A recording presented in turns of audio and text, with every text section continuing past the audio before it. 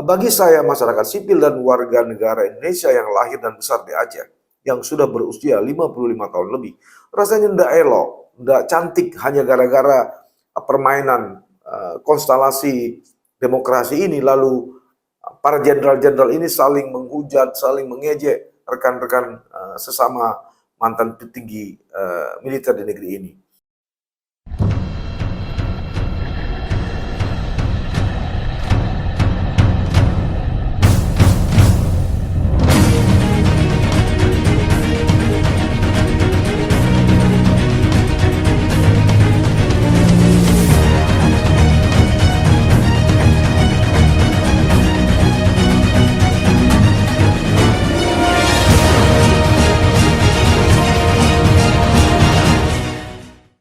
Assalamualaikum warahmatullahi wabarakatuh. Sahabat, titik balik, hari demi hari, bulan demi bulan, menjelang tiba waktu pemilu pada Februari 2024 mendatang, suhu perpolitikan di negeri ini pelan tapi pasti mulai beransur-ansur panas. Apalagi pasca penetapan nomor urut calon presiden dan wakil presiden yang telah dilakukan beberapa hari lalu oleh Komisi Pemilihan Umum KPU RI di Jakarta. Wajah media sosial dan pers dipenuhi dengan berbagai macam aroma, ada yang memuji, menghujat, serta saling caci maki antara satu pendukung dengan pendukung yang lain. Jika itu dilakukan oleh, katakanlah, warga sipil, apalagi oleh para buzzer RT, tentu masih bisa kita menteroril atau ya memberi sedikit pengertian. Tapi kalau itu dilakukan oleh pejabat elit sekelas jenderal misalnya, tentu ini menjadi tanda tanya besar, terutama bagi saya, seorang warga negara Indonesia yang tinggal dan lahir di paling ujung barat Indonesia, yaitu Aceh. Pada pertemuan kali ini saya coba membicarakan soal itu. Sahabat titik balik, entah karena sudah tradisi atau memang tabiat para elit di negeri ini, begitu tiba pesta demokrasi 5 tahunan, katakanlah seperti pemilihan presiden atau pilpres, berbagai macam sifat saling serang dan hantam satu dengan yang lain muncul di media pers maupun media sosial. Ujung-ujungnya memang mengarah pada pembunuhan karakter sesama rekan, baik seangkatan, para junior maupun senior. Ini menarik untuk saya bicarakan. Setelah pada beberapa waktu lalu atau 10 November 2023 lalu, Jenderal Purnawirawan Fahrul Razi di berbagai media pers, salah satunya adalah Kompas.com. Beliau menyebut dengan istilah ada jenderal beneran, ada jenderal kehormatan.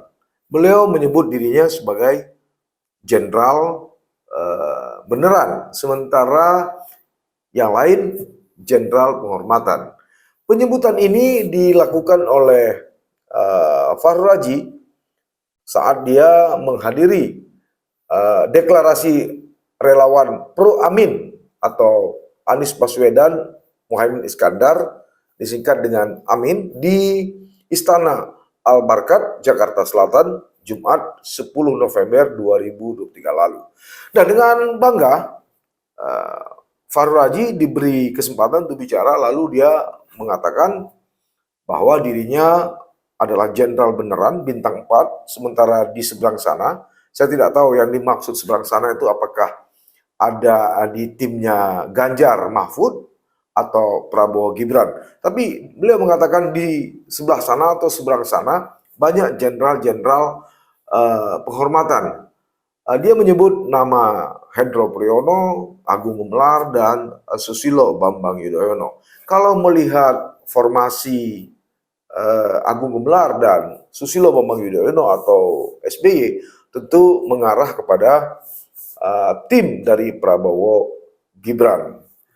Nah, ini tentu agak bagi saya tentu yang kenal tapi tidak tahu persis ya, karena saya tidak dekat dengan Jenderal Fahrul Raji. Tapi sebagai sama-sama berasal dari Aceh, saya kira boleh dong kalau saya sedikit mengomentari, gitu ya. Fahrul Raji mencontohkan dukungan kepada pasangan capres, cawapres Prabowo Subianto dan Gibran Rakabuming Raka seperti yang saya sebutkan tadi. Menurut dia, yang masuk jenderal sesungguhnya itu hanyalah Jenderal TNI Purnawirawan Wiranto, sementara sisanya adalah jenderal kehormatan. Mohon maaf ya, bukan menjelekkan. Ya kalau saya lihat di sana, jenderal benerannya hanya Pak Wiranto. Yang kehormatan banyak di situ, Pak Hendro, Pak Luhut, Pak Agung Gumelar, Pak SBY, kan semua itu jenderal kehormatan, bukan jenderal beneran. Begitu kata Fahrul Raji. Kalau saya kebetulan alhamdulillah jenderal beneran, tambah mantan wakil Panglima TNI ini. Dalam kesempatan yang sama, Fahrul Raji menyampaikan bahwa purnawirawan TNI dan Polri yang mendukung Anies dan Caimin membentuk forum komunikasi purnawirawan TNI Polri untuk perubahan dan persatuan atau disingkat dengan FKP3. Nah, ex-menteri agama ini menyebut jumlah purnawirawan di organisasi itu mencapai angka sekitar 150 orang. Kalau dikatakan, oh di sana ada mantan Pangkostrat, kita tuh banyak mantan Pangkostrat di sini. Di sana ada mantan Danjen Kopassus, kita juga ada mantan Danjen Kopassus, banyak kok, tambah Fahrul Raji. Sebagai anak bangsa, Indonesia kelahiran dan berdarah Aceh, saya jadi heran dan tak paham kenapa militer sekelas Jenderal Fahrul Raji masih berpikiran dikotomis dan sedikit picisan seperti itu. Hanya karena saling mendukung capres dan wacapres, lalu dia dengan sadar dan terbuka menuding rekan-rekannya. Apakah itu senior setara dengan dia atau para juniornya? Kalimat atau perkataan jenderal beneran dan jenderal kehormatan seolah-olah ada garis dan dinding pembatas yang benar itu adalah jenderal beneran seperti dirinya. Saya tidak tahu persis benar atau tidak sebagai rakyat sipil.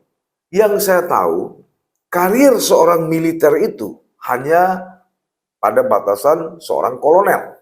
Sisanya mau jenderal bintang 1, bintang 2, bintang 3 maupun bintang 4. Itu hanya penghormatan, penghargaan, plus politis. Apakah mereka berkarir pada kesatuan aktif atau pada jabatan-jabatan sipil sekelas menteri? Lantas, seperti apa warga negara atau jenderal beneran berdarah Aceh ini, yaitu Fahrul Raji? Apa sih kelebihan dari jenderal TNI beneran Fahrul Raji jika dibandingkan dengan jenderal kehormatan seperti Susilo Bambang Yudhoyono atau lebih dikenal dengan SBY? Saya coba mencari berbagai macam sumber dan referensi. Ya, sekilas saya kira semua orang tahu bahwa jenderal beneran Fahrul Raji itu lahir di Banda Aceh 26 Juli 1947. Dia adalah tokoh militer Indonesia yang tapi hanya 1 tahun yang menjabat sebagai Menteri Agama Republik Indonesia di Kabinet Indonesia Maju, pimpinan Presiden Joko Widodo dan Wakil Presiden Ma'ruf Amin, atau sejak 23 Oktober 2019 hingga akhirnya dia diganti oleh Yakut Khalil Kaumas pada tanggal 23 September 2020. Nah, semasa aktif di militer, Fahrul Raji memiliki pengalaman di bidang infanteri sebagai perwira tinggi Angkatan Darat dengan jabatan terakhir sebagai Wakil Panglima Tentara Nasional Indonesia. Fahrul Raji juga termasuk dalam tim pendiri partai politik Hanura ketika itu bersama Pak Wiranto. Dia menjadi orang ketiga dari kalangan militer yang menjabat Menteri Agama. Setelah yang pertama, Laksamana atau Lasda Purnawirawan Tarmizi Tahir pada tahun 1993 hingga 1998. Dan kedua adalah Letnan Jenderal Alamsyah Ratu Prawira Negara pada 1978 hingga 83. Yang pertama Alamsyah, yang kedua Tarmizi Tahir. Mohon maaf ya. Farul Raji juga menjadi orang dengan pangkat militer tertinggi yang pernah memangku jabatan ini, artinya jenderal penuh. Ia menjadi orang tertua yang pernah dilantik menjadi menteri di Indonesia. Saat pelantikan usianya sudah 72 tahun dan 89 hari. Farul Raji lahir dari pasangan perantau Minangkabau yang berasal dari Maninjau, Sumatera Barat. Pada saat aktif di militer, ia pernah menjadi komandan kontingen Garuda 9-2 yang ditugaskan ke Iran dan Irak di bawah misi Unimog. Periode 1996 sampai 1997, Farul Raji menjadi gubernur Akmil atau Akademi Militer, dan tahun 1999 diangkat menjadi wakil Panglima TNI mendampingi Widodo AS atau Widodo Adi Sucipto. Namun Presiden Abdul Rahman Wahid meminta penghapusan posisi Farul Raji dan pada tahun 2000 ia dicopot dari jabatannya. Nah, setelah pensiun dari TNI, Farul Raji menjabat beberapa posisi komisaris utama, diantaranya PT Sentral Protina Prima, PT Aneka Tambang, dan PT Toba Sejahtera. Farul Raji menjadi salah satu pendiri Partai Hanura seperti saya katakan tadi, dan dalam pemilihan presiden 2019 lalu, Farul Raji memimpin tim Bravo 5 yang terdiri dari para pensiunan perwira TNI yang mendukung kampanye sekaligus pemilihan Joko Widodo dan Ma'ruf Amin. Tentu karir dan prestasi Farul Raji masih jauh berbeda dengan jenderal kehormatan yang dia sebut-sebut tadi. Salah satunya adalah Susilo Bambang Yudhoyono. Ini menjadi menarik bagi saya dan menggelitik nurani saya untuk mengungkapkan, karena memang bagi saya masyarakat sipil dan warga negara Indonesia yang lahir dan besar di Aceh, yang sudah berusia 55 tahun lebih, rasanya tidak elok, tidak cantik hanya gara-gara permainan konstelasi demokrasi ini, lalu para jenderal-jenderal ini saling menghujat, saling mengejek rekan-rekan sesama mantan petinggi militer di negeri ini.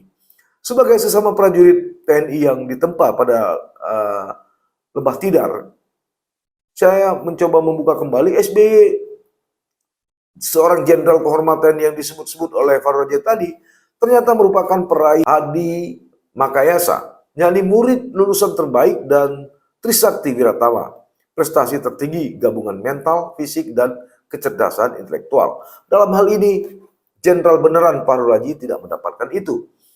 Karenanya jangan heran jika SBY meraih sejumlah penghargaan terbaik baik dari dalam negeri maupun luar negeri, baik di jabatan-jabatan TNI maupun di jabatan-jabatan sipil. SBY juga sebagai penerima 12 gelar Doktor Honoris Causa sejak 2005 hingga 2016. Sebagai tokoh militer hebat Indonesia, SBY dipercaya menjabat sebagai Menteri Pertambangan dan Energi pada pemerintahan Presiden Abdurrahman Wahid atau akrab disapa Gus Dur.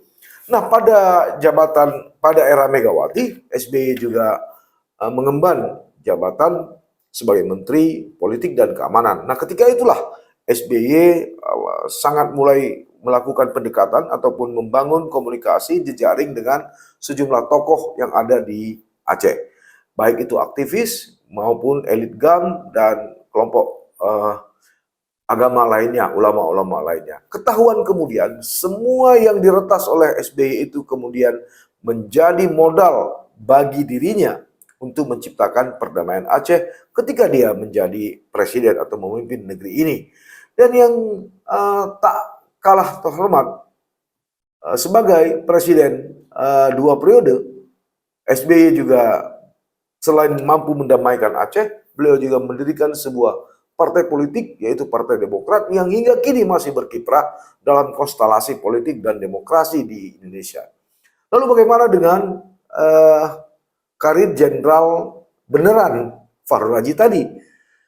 Eh, Dia pernah sebagai komandan Brigade Infanteri Lintas Udara 17 Kujang 1 Kostrat, juga wakil asisten operasi Kasat, kepala staf daerah militer 7 Wirabuana, Gubernur Akmil seperti yang saya katakan tadi, hingga karirnya menjadi wakil eh, Panglima TNI hingga Kasum Abri. Nah, sekali lagi yang menarik itu saya akan coba membanding-bandingkan kembali ke pokok persoalan yang disebut dengan Farraji sebagai seorang jenderal beneran bintang 4. Bagi saya Putra Aceh, walaupun beliau sempat sebagai Kasum, kemudian Wakil Panglima TNI, pada masa-masa genting konflik Aceh atau Aceh berstatus sebagai daerah operasi militer mulai dari 98, 99 hingga 2000, nggak kedengaran itu suara-suara atau pernyataan Fahrul Raji keberpihakannya terhadap Aceh. Bisa jadi dia menjaga posisi atau kursinya atau bintang yang ada di pundaknya, sehingga berbagai perlakuan kekerasan dalam konflik bersenjata antara dua kelompok Gerakan Aceh Merdeka dengan TNI maupun Polri, seakan-akan ini berlalu begitu saja dan tanpa kita bisa memahami di mana posisi ataupun setidaknya pendapat dari seorang jenderal beneran yang bernama Fahrul Raji. Tentu berbeda dengan Susilo Bambang Yudhoyono. Berbagai upaya seperti yang saya katakan tadi, seorang jenderal penghormatan yang disebut oleh Fahrul Raji terus melakukan upaya-upaya perdamaian, upaya-upaya penyelesaian konflik hingga akhirnya hingga hari ini saya bersama saudara-saudara saya yang tetap tinggal di Aceh, berbeda dengan Fahrul Raji yang tinggal di Jakarta, kita sudah menikmati betapa nikmatnya perdamaian yang ada hari ini. Jadi sebagai anak bangsa yang memang hidup pada era konflik Aceh hingga hari ini, saya kira tidak pada tempatnya lah jika para elit seperti para jenderal purnawirawan di Jakarta itu hanya gara-gara pilihan calon presiden dan calon wakil presiden, kemudian mereka saling menghujat angkatannya sendiri, korupnya sendiri, temannya sendiri. Walaupun mereka telah pensiun, tidak lagi menjadi jenderal aktif, tapi sepertinya ini tidak elok bagi generasi-generasi yang akan datang. Pilihan boleh beda, tapi tidak harus mesti saling menghujat, apalagi menjatuhkan nama baik rekan-rekan sendiri. Sampai bertemu. Assalamualaikum warahmatullahi wabarakatuh. Jangan lupa like, komen, dan subscribe. Serta aktifkan lonceng notifikasi.